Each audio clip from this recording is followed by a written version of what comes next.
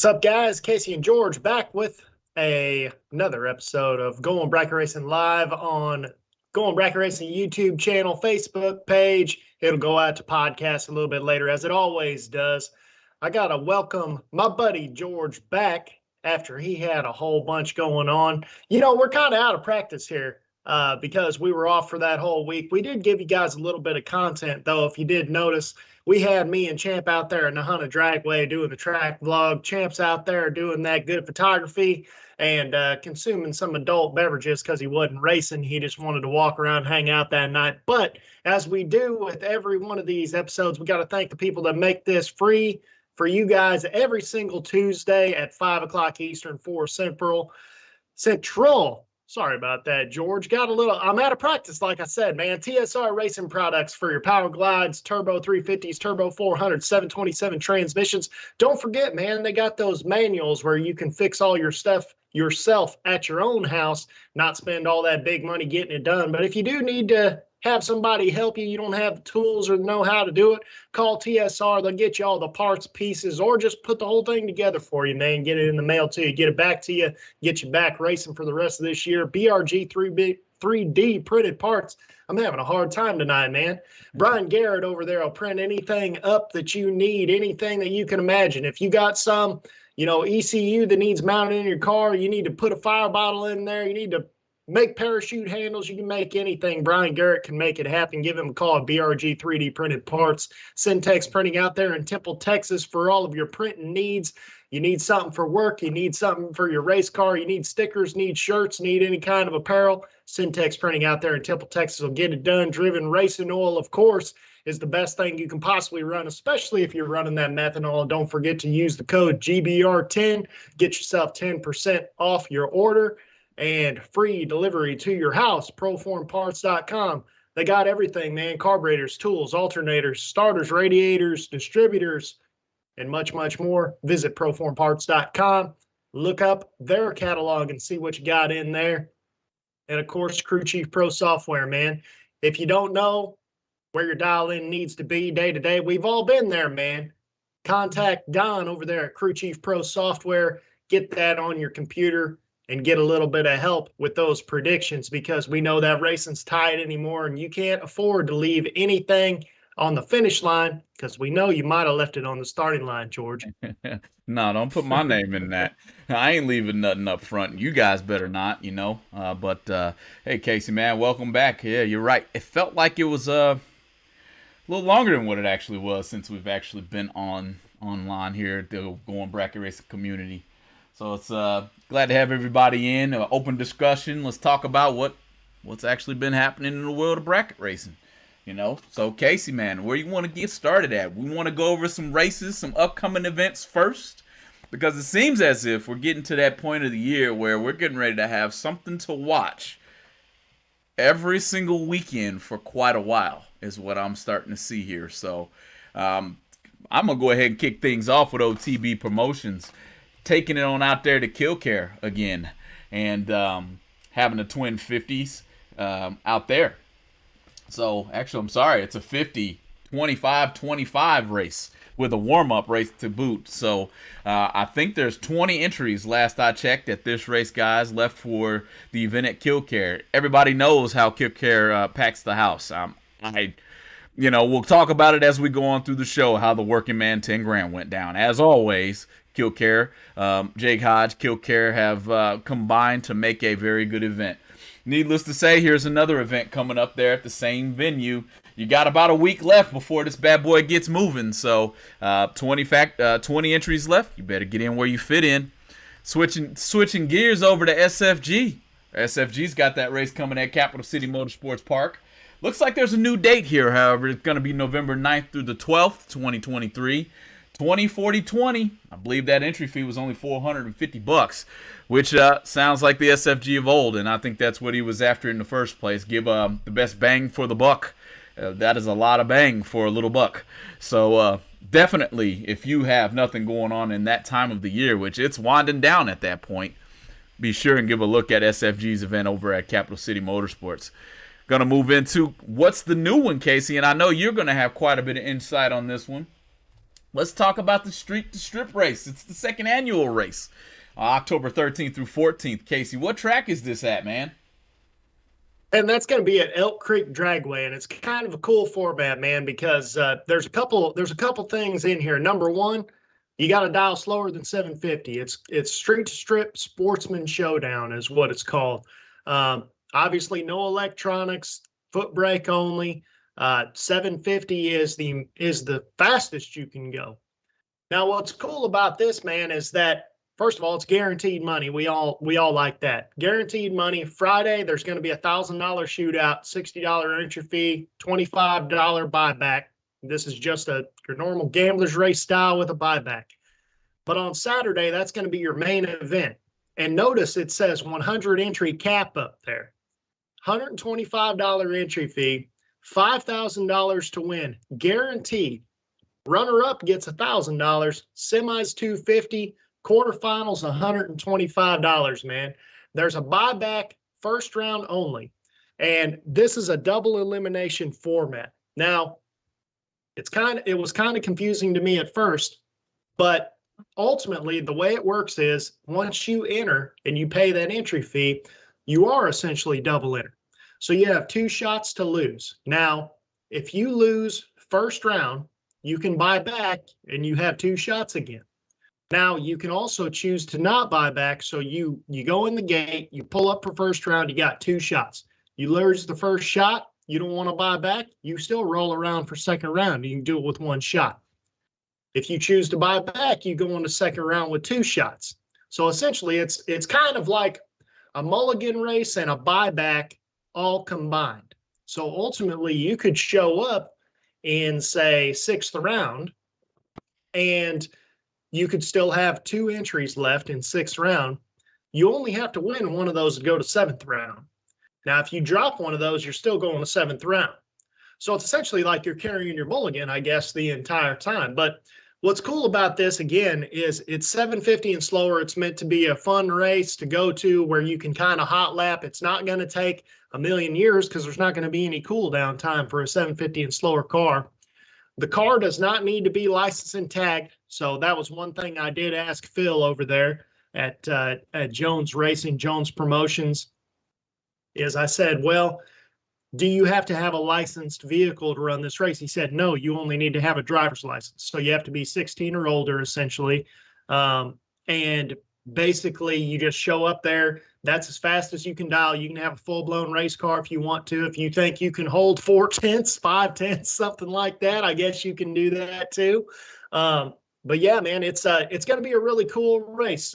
We need to pack the house for those guys over there. And like I said, man, guaranteed money. I believe it's off of, if I remember correctly, it's out there off of Highway 21 North up there in Virginia, just over the state line a little ways, Elk Creek, Virginia.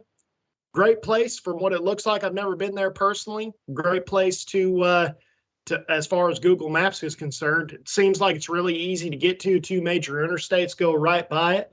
And we need to pack the house, man. Pack the house for that guaranteed money, man.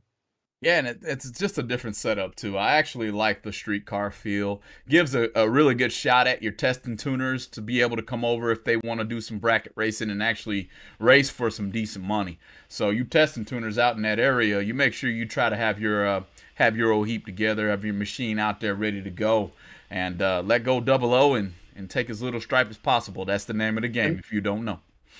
Right. And they're also going to have all kinds of additional things that go along with the race too. They're going to have a ton of I think they're going to have anybody who pre-enters is going to get some sort of gift whenever they go in the gate. They're going to have best appearing car. They're going to have all kinds of awards throughout the race, man. So Phil said basically that his whole goal is he doesn't want anyone to leave the race empty-handed.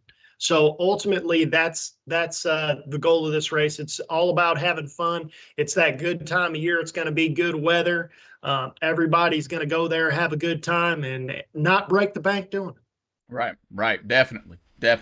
I see some questions coming in. We'll come right back to them. Don't think we'll forget about them, but we see them rolling in here. I'm gonna slide that old CP Promotions race back on the screen here real quick for the Del Palaz Memorial Thanksgiving 10Ks. Looks like November 24th through the 26th. as my glasses focus in on that flyer. And 10Ks, man, just about every single day you're there. And if we know CP's going to have some shootouts going on, and some box and no box racing going on. So something to do during the Thanksgiving time of the year. Bring your turkeys, your deep fryers, and if I'm there, make sure you save me a plate. I'll be over there right away to consume your goods. but not to leave out anything on the list of racing that's coming up. Be sure and look at the Dale Pelage Memorial Thanksgiving, as well as the Mid-State Lucky Bracket Racing Sevens Series. There are a few updates on this race. There are some rain that took place, which I think that's happening just about everywhere. So be sure and keep your eyes on CentralIllinoisDragway.com, as well as Central Illinois Dragway's Facebook page for the make updates. No sense in missing out on $7,000 in that area. This has been one heck of a series, I will say that. It will be something that returns. It seems to be a track that continues to put money into their racing facility as well, which you love to see, especially considering the times that we're facing right now in the bracket racing, drag racing, whatever type of racing you want to call it, that goes straight very, very quickly community. So, Casey, man, a lot of things coming up, dude. A lot of things coming up.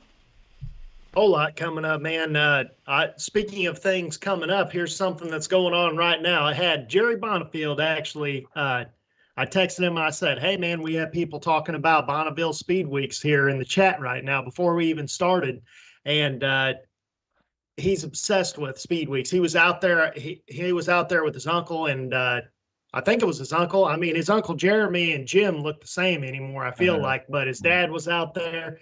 They met the man, Jessel D. Man was out there and saw his, what he calls his Equal 8 engine. That's literally a clean sheet of paper build out there. That was in, I think, Engine Labs magazine. I read all up on it. It's really cool. But Jerry said, tell them Speed Demon, which is the gold streamliner out there. I believe it's the world's fastest piston-driven vehicle on the planet right now. His goal this year was to go over 500 miles an hour. And I've been asking him about it like probably every hour ever since he's been out there. And he said, tell him Speed Demon, the gold streamliner, went 286 at mile 3 with the little BFS engine. So it's like comp eliminator style. BFS stands for blown fuel streamliner. E class size is 184 to 260 cubic inches. Wow. So maximum 260 cubic inches, almost went 300 miles an hour over a 3-mile track because they shortened it a ton. I want to say that it's, he said that is his brother, so that'll make Jim feel good. But so I'm pretty sure Bonneville's track is usually like 6 or 8 miles or something like that. 3 miles go 300 miles an hour with a 260 cubic inch engine. That's pretty crazy, man. Yeah, as long as it stopped raining. I mean, it's a great segue. Yeah. Like, rain wants to ruin everything right now, but, I'll take some of that rain here in Texas. We ain't had none in a while. My yard definitely looks like it's turning into the desert out there. So I got a question out of Chris Morgan here, and he's saying, what kind of weather station do you use? I personally use the Weather Center by Altronics. A little bit older of a weather station. I know there's a lot of Perform Airs out there. There's all kinds of weather stations. Get with Don Higgins over Crew Chief Pro, man. I'll tell you what, he'll be able to set you up in a manner at which when you come off the trailer, this is the part I think I like the most, honestly. I'll set my computer up, and right off the trailer, it'll give you a thought process, especially if you have data from the track you're running, what your machine's going to run. And I'm honest with you, it generally does not miss. Within a couple of thou, I'll pull through the finish line at exactly what Crew Chief Pro predicted there. So definitely, Chris, give us a shout on Facebook if you need any help checking that out.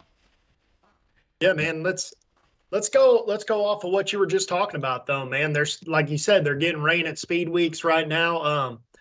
But yeah, man, it's been raining like it's going out of style as far as I'm concerned this year. It's been hard. A lot of times it's been hard to come up with ideas to talk about on GBR because I was like, man, in fact, I don't know if Champ got this in our last vlog or whatever, but we were all standing in a big group last race that I was at, which was not last weekend, but the last weekend.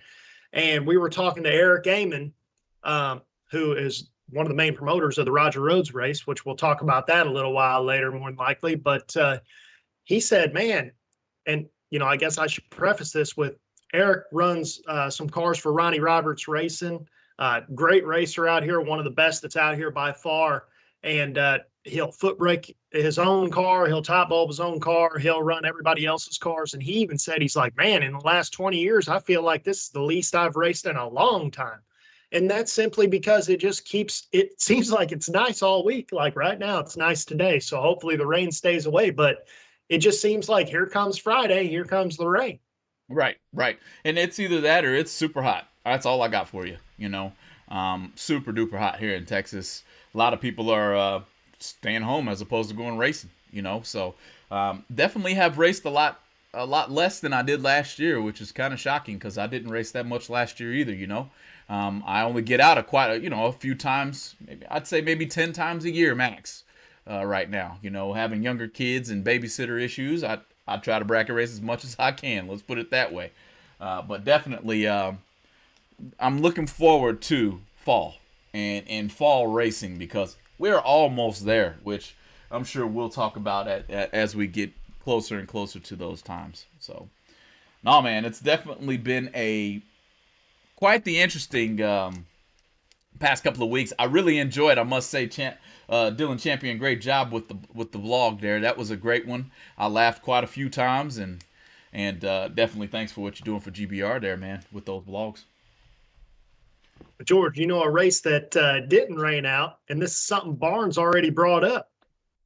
We got to talk about old George getting out there with GBR Media and doing a streaming job, man. It was, I know you want to be humble about it, but it was a good deal, and I just kind of want to hear if you had any sort of issues or what you think.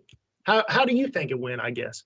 Yeah, I mean, it's a long story, guys. That's all I got to tell you. Again, hats off to Motor Mania. They taught me what I know. They taught me how to troubleshoot quite a bit and what to expect and what not to expect. Let's put it that way. Well, we get out there to setting up the scaffold. I got to thank Scooter Hamlin and Vince Taylor, who got that big old GBR floating alongside his dragster and almost won the son of a gun. So we almost had not only a GBR stream, but a GBR car in the winner's circle. He got down to 3 on the very last day, and Jimmy Nobles was knocking him loose pretty good too. And I told him I wouldn't mention it, but I feel the need to. Things that make it hard, and I'm skipping ahead a little bit, but what I will say is whenever a car leaves and it's probably 20 on a tree, and then the opponent leaves and it's probably a second on a tree, as a racer, things become a little bit confusing. Jimmy, I'm going to leave it at that so you don't get too mad at me next time you see me, man. I'm not trying to lose a friend. But Jimmy Nobles, man, happy birthday, by the way, was yesterday. He was 1 second on the tree, and the wind lights still came on. So, got to shout out the, GBR community. Jimmy got down to maybe 6 in the Gamblers race, and I want to say first day he might have been down to that again. He was on a tear in that dragster, that rat-a-tat-tat-tat-tat-tat car. So, he was definitely making it happen. But as far as streaming goes, man, first and foremost, I need a canopy for the for the scaffold. It was hot. That's all I got for you. I tried to have an umbrella up there, and the wind was. I felt like I had a parachute up there with me. The wind was trying to pull me off that scaffold and making it kind of hard for me to do what I wanted to do while staying cool to do it. It was hot, and so that's one thing I took away. But no, man, just the level of respect that what it takes to actually do that job is a lot more than meets the eye. And next time you see Mark Joanne, any of Motor Mania's crew out there, shake their hand. It's definitely a lot harder than what it looks. Hence, I probably took almost 3 hours to find just one issue. 3:30 in the morning, I got to be ready and up and moving and get everything set up by 8. So that first day of setup, especially on the first day, was full of troubleshooting, Casey. All in all, I'm open to feedback. It's an open discussion. Feel free to drop what you felt went well, what you felt didn't go well, so that old George can learn and make GBR Media as good as possible. That's what I got, man. Yeah, man, we're seeing a lot in the chat over here of just the simple fact that everybody just congratulate you on a job well done. Ultimately, very first try, and it made it happen. So it'll only get better from there, man. So I think you should be proud of yourself. And I know you always are eating that humble pie, man. But ultimately, I think you did a great job. I think people in the chat think that you did a great job. Barnes says you did a great job. Quez the Duck over here, man. We got a question over here in the chat. Quez says, how can we get more fans to a bracket race? Darlington brought in tons of fans as part of the Night of Fire / points race. We weren't the main show, but I felt like we were. What do you think about that, man? Something that I've been holding in my pocket for quite a little bit now for this particular type of question, as if you knew I was kind of on the same line as you, Oquez the Duck, man, as far as for how do we fill the stands at a bracket race. I really feel like as local track owners, and this is kind of bringing in things of the past, the radio stations of the area really need to find their way out to said events and give maybe even if you backed it somehow, the radio station gives away a couple of t-shirts. Hey, you won entry into the race. Oh, the first 50 spectators to show up, you can get in the gate for free. Maybe that's too many. So be it, right? But one thing that most all locals do is listen to their local radio station, at least to some extent. So promotion through the radio, I feel like, is one way to enhance spectator participation, as well as you said it in the question, Quez. It was the Night of Fire. They're going to promote that race better than most, and that's kind of my answer. Casey, what about you? No, I agree. And I never would have thought about the local radio station idea, but that is a good idea. Because then at that point they can sell advertising on that. There was while you were talking about that, it made me think about a race, and it wasn't a bracket race or a drag race for that matter, but there was an all-star race that they had at a local dirt track, Mount Vernon Speedway or whatever. It was right behind my dad's work where we grew up whenever we were little. And they had a race every year. And what they would do is they took Frisbees and they would write a driver's number on there. And whatever driver won the race, whoever had caught that Frisbee, they'd throw them out in the stands and everybody catch one or whatever. And whoever had that number got X amount of dollars, like $500 or something like that. And you could do something similar to that. You need to have the crowd involved, like not just make it be like, hey, come watch us. They need to be involved and invested in it. And the more that you get them invested, the more that they're going to tell their friends about how cool it was. And then their friends are going to want to come. Things like that aren't that big of a deal, because when you think about it, man, let's even say your local, couple thousand to win bracket race, an extra $200-300 to give to the spectators is not a lot of money when you consider how, like, if you could get 10 more spectators and you're going to give out $200 to a single spectator, then you got your money back already. And you could probably get 5 more people and get your money back, because if they buy a hot dog or they buy a beer or whatever, or they get one friend to come with them, it's very quick to add up when those spectators come in the gates, because all you owe them is what you're already given anyway. Yeah, it's a fact. So, I mean, how can we do it? There's going to be more than one way to skin a cat. I can tell you that. But, for instance, I'm watching the Working Man's 10 Grand, and who do I see doing a burnout? One of the Street Outlaws boys was out there testing and tuning. And hold on, it'll come back to me. I know the guy's name. It just won't come out right now. He drives a Mustang. And why it won't come out, I don't really have the answer. But he proceeded to leave it and never make it down the track from what I saw. But those types of things will bring spectators. Yes, it's embedded inside of a bracket race. But like Quez is saying, I know we weren't the main event, but man, it sure felt like it because there were so many people out there. Night of Fire is a known event anyway. Right, and we got Barn over here saying promoters got to promote, man, and I think that's true, man. A lot of local tracks have forgotten they are in fact promoters, and they don't promote. not as well as I'd like to see.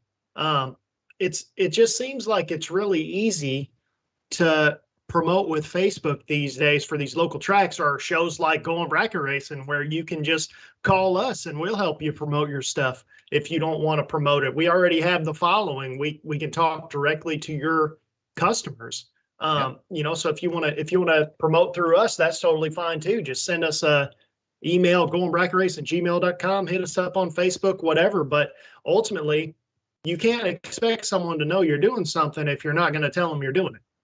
Yeah, no, definitely. And I got another one for you. How about an old ladies' night?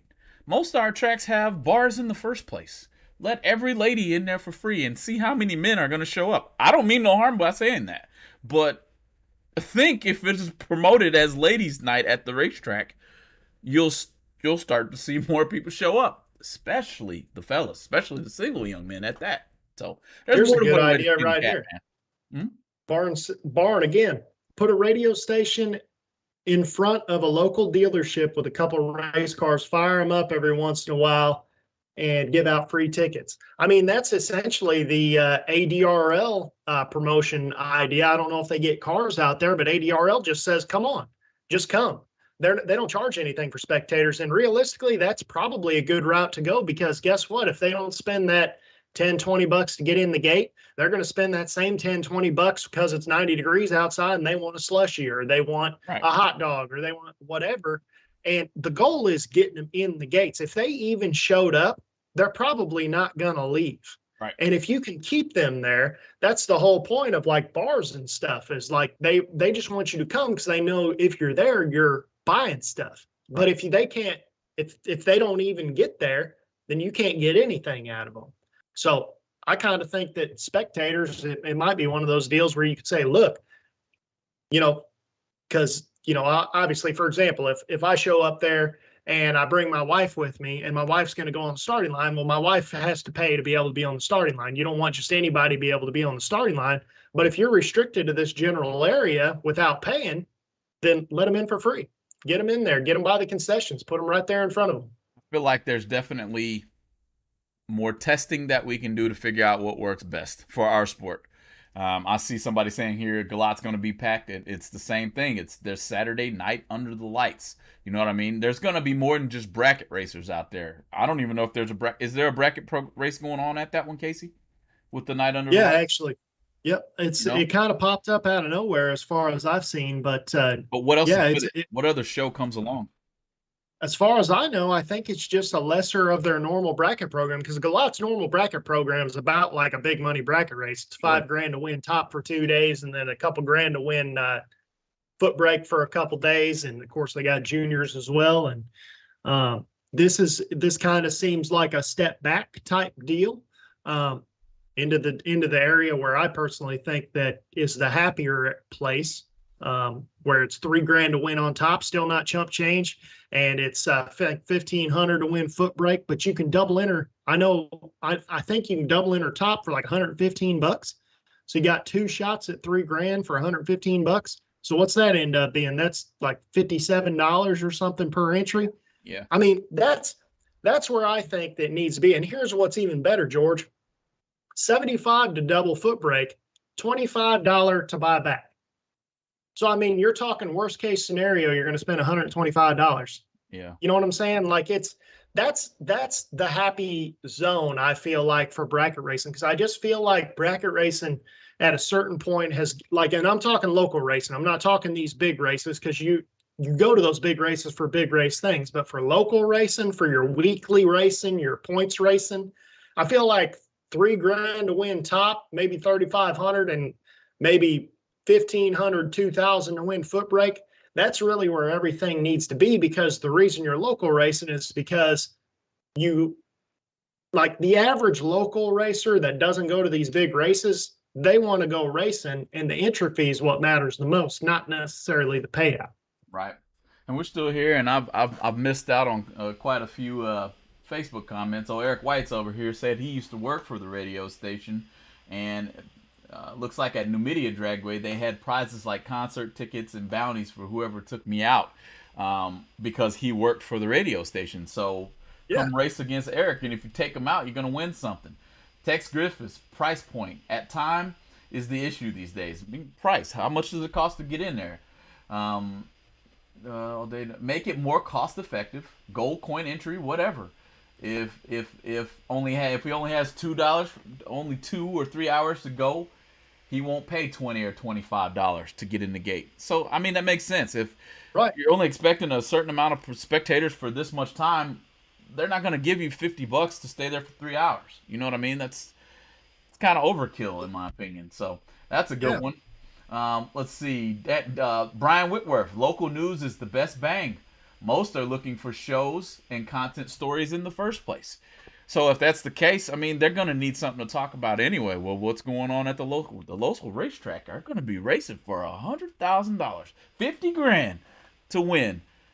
I hear they got good hot dogs and there's tailgating allowed out there, and come on out and have a good time. That's a good point, man, because that is something I've always thought's crazy is that when we do have these huge races around somewhere, they promote them to all the people to try to get racers to come, because ultimately that's how they pay for all of it and that's how they make their money. But why is that? I don't remember ever seeing anything on the news, and I feel like I'm sure there has been a time or two that it's been on a local news station, because I don't live everywhere they race, but I don't understand why it isn't on the local news that they're running for all this money, because they want to talk about street outlaws. They're like, oh man, No Prep Kings, they win, I want to say like $50,000. Yeah, that's a lot of money, but they have real pro mod cars that cost like $400,000 to have just the car, let alone the rig and getting there and all that. We're over here, we got people, like Nick Hastings has probably won over $1 million, and he has maybe a $15,000-$20,000 race car. Those people would be like, man, I could do that maybe, but you could never be a No Prep King. Most people could never beat him. Before I go to commercial here, I'm just going to throw this out there. Josh Sutton will whoop your head in a Kia Soul. Okay, so yeah, I mean, we can race whatever we want to race. Hang in there, guys, because I got to get to a commercial break real quick. We're going to come back and continue the conversation here. See a few more comments in the chat. Thanks for joining us here at GBR. We will be right back. TSR Racing Products has everything you need to make your Power Glide Turbo 350, Turbo 400, and 727 transmissions the best they can be on the street or at the track. With exceptional products, customer service, and over 30 years of experience, TSR Racing Products is always available to help their customers with any of their transmission needs. In-house machining ensures you only receive the best products from TSR Racing.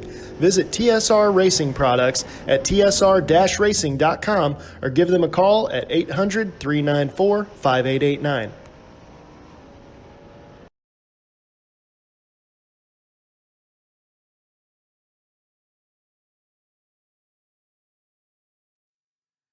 BRG Motorsports 3D printed racing parts are able to provide you with whatever you desire to enhance your drag racing operation. Items like safety belt magnets, nitrous bottle holders, and even quick release delay box mounts are able to be obtained from BRG Motorsports 3D printed racing parts. Have a look at top-selling items such as helmet hooks and steering wheel hooks, which are proven to make it easier to maneuver throughout your race car. You can contact BRG Motorsports 3D printed racing parts at telephone number 765-729-1177.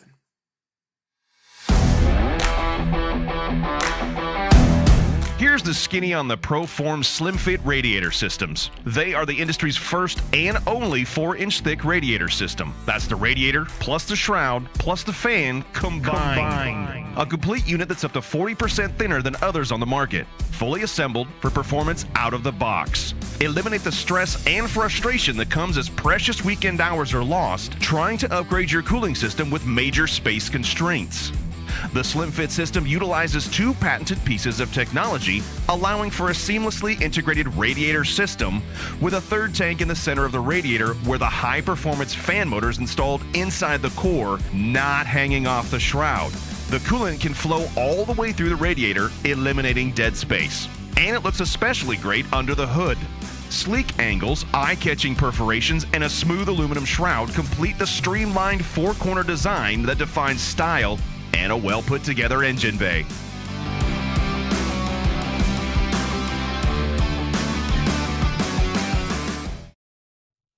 All right.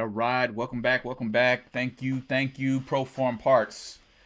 TSR Racing Products, BRG Motorsports 3D printed parts, Crew Chief Pro, Driven Racing Oil, Syntex Printing, Team 14 Motorsports, Ken Jones Performance, those guys over at Your Ad Here. Can't thank you guys enough for providing such great customer service to your following.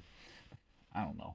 Guys, thanks for joining us here at GBR Community. We can't do it without you. We look forward to doing this every week just because you guys provide a topic to talk about, especially this week, coming into quite a bit of a break and not having a whole lot to talk about since racing has been either too hot or too wet. So, continuing in the conversation, we can kind of push it as far back as we can into how to make it better and gain more spectators participation. I'm going to throw this one out there. It's not quite ready yet, but I do think Winlight Bets is going to have quite the success when it comes to getting spectators into the seats, putting on more of a spectacle as it pertains to, whatever race they're having for that week. What do you think, Casey? I'm actually responding to Bryce, so you got to keep talking real quick. Well, let me keep talking. Yeah, Winlight Bets, I just feel like, taking into consideration it's moving into app format. A lot of people don't know a lot about bracket racing. I have a feeling that one day going bracket racing will probably create a video to teach people how to use Winlight Bets or what to bet on or what is bracket racing in the first place. You know what I mean? I'll employ that video on GBR Media live streams as well, because I know for a fact, just because of questions that I received after the stream, that there were people who didn't know what exactly was going on that racetrack. Go ahead, Casey. Yeah, no, I was just going to say that I agree, man. Winlight Bets, I think, is going to change the world of bracket racing and drag racing in general. And Rex Simmermaker over there, Fast Brackets Podcast, if you guys are interested in top sports and top drags for drag racing, definitely listen to that. Rex always has good guests on there about that. But Rex is, the main guy behind Winlight Bets, which is going to allow us to bet on these drag races. And I think that is going to change the spectator side of the sport for sure. And ultimately, if you're betting on a football game, if you're betting on the Super Bowl, where would be the coolest place you could possibly be to bet on it? At the game, obviously. Same goes with fights. Same goes with horse racing, anything. If you're betting on it, you want to be there. And I think that Winlight Bets is going to inevitably pack the stands once it's finally 100% live and ready to go. It's going to be the DraftKings of drag racing. Yeah, as a whole too. And Daniel Morton, I think if you go ahead and contact Winlight over at their Facebook page, they might be able to help you out a little bit there for sure. But definitely something I would say that we're always in the right. We're taking steps in the right direction, is what I think. And that's exactly what Pittman Racing is saying right here. I agree. I think we will have a good turnout, and also it's step in the right direction to getting more cars there on the points races of the weekend. I think he's commenting on Dylan Champion's what Dylan Champion typed there, Casey. So, but in the grand scheme of things, the thought process and maybe just even talking about it is what's going to bring the spectators back to the stands in the first place. I just think that we're missing the ball a little bit there, and nobody really knows how to pick it back up. That's what I think's going on, and that's why we are where we are, basically. I have a question for you, man. And this is something that literally has nothing to do with anything. I just thought of it based on what Dylan, and it's either Bryce or Cale, or it could even be Mark over there, but it's somebody from Pittman Racing talking to Champ over here. But it got me thinking, in an area like where I'm at, because, I have tracks all around me. It's an anomaly as far as the rest of the country goes for the most part, as far as your general radius tracks in North Carolina. Do you think that if you had that scenario going on, and even if you really didn't, if you just had a couple tracks, do you think that a track, or tracks, I guess I should say, programs would benefit if one ran all foot brake and one ran all top bulb cars, where that's the foot brake track, that's the top track? Ask the question again. I was getting a comment from a from old Barn there. Yes, yeah. That's how it goes, man. I did it to you, so you can do it back to me. My It's all bad. good. But My bad. so no, my question was, do you think if you have a scenario where you have two tracks that are usually in competition with one another, do you think that it would be beneficial for said tracks to say, okay, we're both going to race at the same time, so maybe one track does all foot brake, one track does all top, and then you are splitting your programs, but you're getting all of them over here, you're getting all of them over there. I don't know how to answer that question. It's kind of it's hit or miss, because one thing that you're gonna get in all, and maybe this doesn't happen in North Carolina, but I feel like it did happen in the Dallas-Fort Worth area, and I'm speaking, of course, to my own area, where there are two tracks pretty close to each other. Well, maybe racers don't like going to that other track. So, do I think that it would work to maybe have top bulb over here and bottom over here, and then switch it and then switch it? I think that it could work for sure. I think it would be more beneficial, however, to work in tandem and make it more of a you host a race this week, I'm going to host this one that week, and keep going back and forth to where it's not really that much more of a drive, but it's a different venue each time, and that adds more of a wrinkle to quote unquote the points program that you could be running. Yeah, one guy could mop the floor with you at Extreme, but let's take him over here to what used to be I-30 and see if he can do the same. Now you have different tracks with different aspects, with different altitudes, with different wind directions, with the dirt that might be a little bit different, or your motor, all kinds of variances gets added into it, which in turn makes bracket racing a little bit, evens the playing field, is basically what I'm gonna put there. So it'll be tough, because there's always somebody who likes Galat over Kinston or whatever track. You know what I mean? Right. No, I agree. And I've always thought that would be a really cool thing too, is to be able to kind of have at least out here, like I've always had this hypothetical idea of like a King of North Carolina program where you have like those three out here. There's Galat, Kinston, and Coastal Plains are all relatively close to each other. And you could even throw in like Mooresville and now Rockingham's back and stuff. And you could kind of run off their top 10 in points for everybody at one big race and have your own, like, because we have enough tracks out here. We could have just as many cars in a North Carolina bracket finals as there are anywhere. But if you had one race at each one, that's 5 races. That's enough to have a little point series. If you could have just 10 granders everywhere or something like that. Of course, there's a lot that's easier said than done, but we're just talking hypotheticals here. It's just ideas. And the reason we offer these ideas for free is we want somebody to act on them so we can participate. That's a fact. I actually like this comment too, and it's going to be off subject, all right? But Eric White's over here, and he is saying, tracks also need to school their announcers to be better about speaking to fans while the race is going on. They can't make or break the show and have to think beyond calling the racers to the lanes. This is absolutely, I do think there's a lot of merit to this. Now, I'm going to speak just directly to what was happening at Texas Motorplex during my first streaming event, where Ryan Gleghorn probably had on 10 hats the way it felt. And to watch, I think Chad Sandlin may have been who came up. As a matter of fact, I know that's who it was. He came up and relieved Ryan from his announcing duties. And as feedback for the stream, I would get people say, man, there was a lot of dead air, a lot of things going on. You got to remember, guys, sometimes that announcer is actually the person putting on the race in the first place, okay? Maybe there isn't an announcer there. But keeping that in mind, we are starting to see a lot of the youngsters begin to step up. And those youngsters are starting to be able to explain certain things. So I do think there's an area of opportunity for the announcer to really grab the spectators and keep them at the racetrack instead of just calling out a lap, And speaking of calling laps, man, there's a lot of kids out there that can call laps now. JJ Pennington really started it as far as the younger guys doing it, but then I know Dylan Carr has done it. And I know Easton Hodge was doing a great job this weekend at the Working Man's 10 Grands.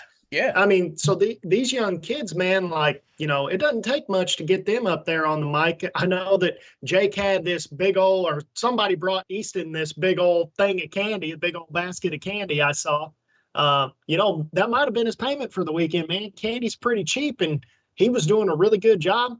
doesn't get tired because he's a young guy. You know, he'll stay up all night for 3 days straight. You give him enough candy. Yep. And, you know, so great job. Shout out to Easton Hodge for doing a great job at the Working Man's 10 gram out there on the mic. Yeah, man. Yep. And, you know, before we go into the next subject of the day, I also felt at that race that was at Texas Motorplex, I don't know if it was towards the later part of the day, but they also had Test and Tune going on at the same time as their race. And I always feel like if you got people out there testing and tuning, if you somehow made it, you know, into a spectator-friendly type of deal, you'll get them like that too. So, hey, that's just the way I see it. I agree, man. So one more thing I want to talk about before we get done here tonight is, you know, I've been doing a lot of foot brake racing recently. There's a big time foot brake race here. It's not like big as in money wise, but it's a big local event for us out here. A lot of people knew Roger Rhodes. I never met him. I'm trying to get Eric on here to talk about him, but he won't get on here with me. So this is his call out, even though I've told him this a million times to his face. He'll just laugh, but he helps promote this, race they call the Roger Rhodes race, and it's everything gets donated to charity once it's all said and done. But it's at Kinston Drag Strip, September 23rd. Listen to this, George, because this is the thing that really gets you going. First of all, they have all these giveaways for round prizes. They have half pot, jackpot tickets. You can get a ticket for $1, or you can get as many tickets for $5 as your arm is long or whatever. So then we all just get Champ over there because he's 15 feet tall. You know, he's got a long arm, so we get a bunch of tickets. But this is the 6th annual event. But listen to this: $25 entry fee, $25 entry fee, $20 buybacks, $2,000 guaranteed to win, $800 to runner up, 400 to semi, 100 cars, or 100 at 8 cars, and 50 at 16 cars. And I believe you get your money back at 32. So they pay back 32 places for a $25 entry fee. I mean, that's the thing. This kind of goes with what Alan Boykin's saying over here. He said there's only one track in North Carolina that races every single weekend, and that's Nahunta. Why is that? What happened? That's why. Because you can go in there, you can race for cheap. And, you know, it's just, that's what it's all about, man. Bracket racing was invented for cheap racing. It wasn't invented to spend $500 every single weekend. Otherwise, if I had $500 to spend every weekend, I'd be heads up racing. I mean, that's fact. You're actually making a good point all the way around, too, even with the Roger Rhodes race that you just mentioned. Number one, everybody and their mom's going to be there for that race because it is a great price point. But Alan's saying something that I think is the light bulb just went on in my head there about why Nahunta is racing every week. Do you notice Nahunta's spectator? Yeah, they have a lot. Generally high, am I right? And that could be our missing anomaly right there. There's so many races that happen at Nahunta that people in the area know that Nahunta is going to be open. I think that's just case in point.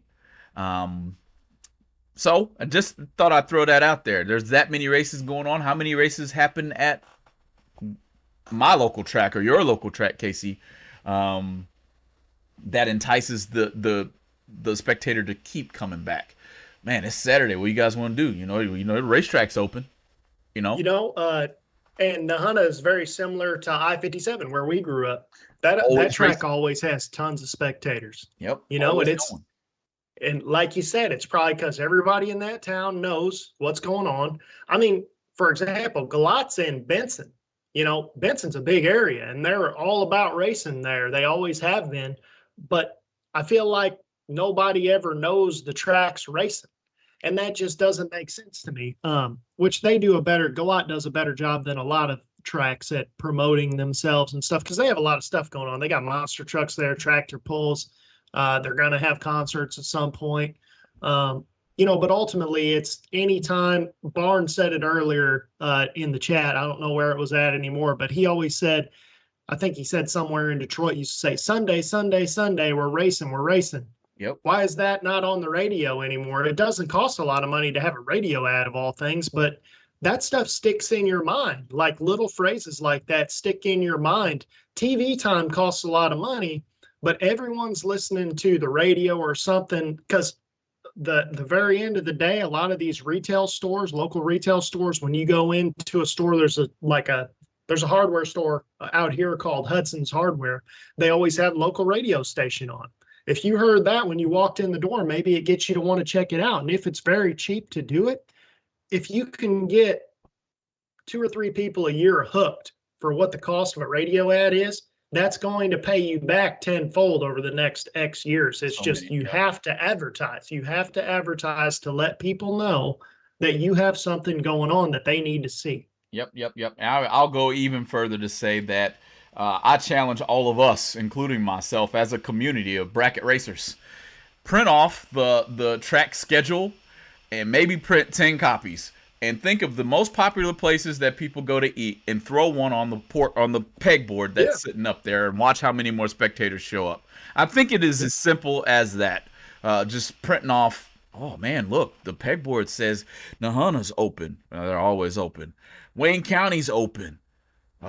Extreme Raceway Parks, they're open this week, and then 2 weeks later they got a big race. We need to hit that up. You know what I mean? That's just a little bit of proactivity is all I can say. And that's true, man. I never even thought about that, but a lot of these local restaurants, local businesses, things like that, they do have a pegboard there right by the door that everyone sees on the way in and out, and they'll let you just post it up there for free. Think about it though. You walk out of the local restaurant, and you've had you a cheeseburger sandwich and some French fries and a cold beverage, maybe 2, maybe 3. Are you ready to go home? Literally? No, man. So you mean to tell me you can walk past the pegboard and say, "Oh well, the racetrack's open. They got beer out there too. Let's go." That's how stuff ends up happening. I'm sorry. That's just how it works. I got my stomach full. I've already ate. So be it. Maybe I'll go have me a couple ice cold beverages. I've got nothing else, Casey, man. I just feel like the only reason why spectator is so low is because we're not really trying to pull them in. That's what I think. I feel it's either it's lack of not necessarily even just advertising. I can advertise with my mouth all day long. Hey, what are you doing? I'm going to the racetrack. What racetrack? This racetrack. Okay, I'm coming too. That's all it takes. That's it. Yep. And it doesn't cost anything to get stuff out there on the internet anymore. I mean, you can do your own advertising now for free if you want to. You know, it's not, I mean, it is hard. It's hard to build the following. We know that, but ultimately it's one of those things where there are sources for you to advertise in and get to your direct consumer, and everything's out there. So just find it. Yeah, I think we're just the discussion will put us in better times in the future anyway. So whoever brought this topic up, good job, because it was a good one. I think it was a needed one as well. I think it was old Quez the Duck. Feels good to race in front of other people as well, spectators watching as well, man. That always feels good. Pull up, you know, you're in the zone number 1, but now you got people cheering for you, and you know it. You know, that always feels good. So, Casey, what you got in closing, man? We didn't crept up on that hour. Man, just like I said, you got to bear with us here because me and George were out of practice. We took a week off. You know, we always give some content. Anytime we take a week off, we didn't really take a week off. Y'all can thank Dylan Champion for his videography abilities and his personality on the camera and talking to people out there at the racetrack. But as always, man, before we get off the show, we got to thank TSR Racing Products, BRG 3D Printed Parts, Syntex Printing out there by you in Temple, Texas. Driven Racing Oil. Don't forget to use the code GBR10. Get yourself 10% off your order. Order anything else you need from Proform Parts. And if you can't figure out how to dial it in whenever these temperatures cool off, hit up Don Higgins at Crew Chief Pro Software and get you something to predict it for you. You don't need to do it anymore. Don got it figured out for you. He's got it, and it works. Guys, thanks for joining us here, GBR. Thanks for being part of the community. Like and share. If you haven't subbed, go ahead and sub. Facebook, YouTube, all major platforms. Thanks for being with us. And as always, we'll see you guys next Tuesday. Have a good one.